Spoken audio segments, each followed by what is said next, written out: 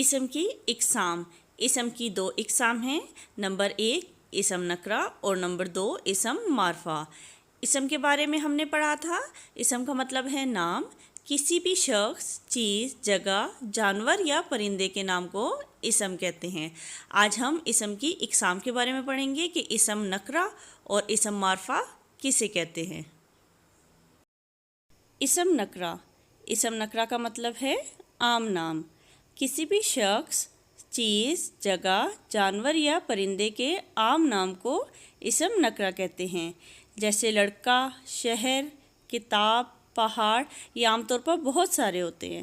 یہاں پر کسی کا بھی خاص طور پر نام لے کر اس کی بات نہیں کی گئی، تو یہ عام نام ہے، یعنی یہ اسم نکرہ ہے۔ اسم معرفہ۔ اسم معرفہ کا مطلب ہے خاص نام۔ کسی بھی شخص، چیز، جگہ، جانور یا پرندے کے خاص نام کو اسم معرفہ کہتے ہیں، جیسے حمزہ۔ لڑکے تو بہت سارے ہوتے ہیں، لیکن خاص طور پر کسی کا نام لے کے پکارا جائے جیسے حمزہ، تو یہ خاص نام ہے، یعنی اسم معرفہ ہے۔ کراچی۔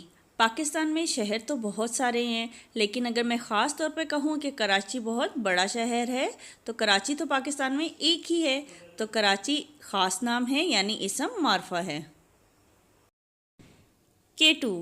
اگر پہاڑ کی بات کی جائے تو پہاڑ تو بہت سارے ہوتے ہیں، لیکن اگر خاص طور پر کیٹو کے پہاڑ کی بات کی جائے تو کیٹو کا پہاڑ ایک ہی ہے، تو کیٹو خاص نام ہے، یعنی اسم معرفہ ہے۔ یہ درخت اونچا ہے۔ تمام درخت کو عام طور پر درخت ہی کہا جاتا ہے، تو درخت عام نام ہے، یعنی اسم نکرہ ہے۔ یہ میری اردو کی کتاب ہے۔ کتاب عام طور پر بہت ساری ہوتی ہیں، لیکن یہاں اردو کی کتاب خاص طور پر بیان کیا گیا ہے، تو اس جملے میں اردو کی کتاب خاص نام ہے، یعنی اسم معرفہ ہے۔ وہ گھر بہت بڑا ہے۔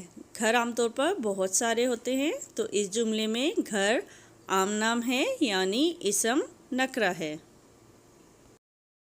مجھے پھلوں میں آم پسند ہے۔ پھل عام طور پر بہت سارے ہوتے ہیں، لیکن یہاں خاص طور پر آم کا نام لیا ہے، تو آم خاص نام ہے، یعنی اسم معرفہ ہے۔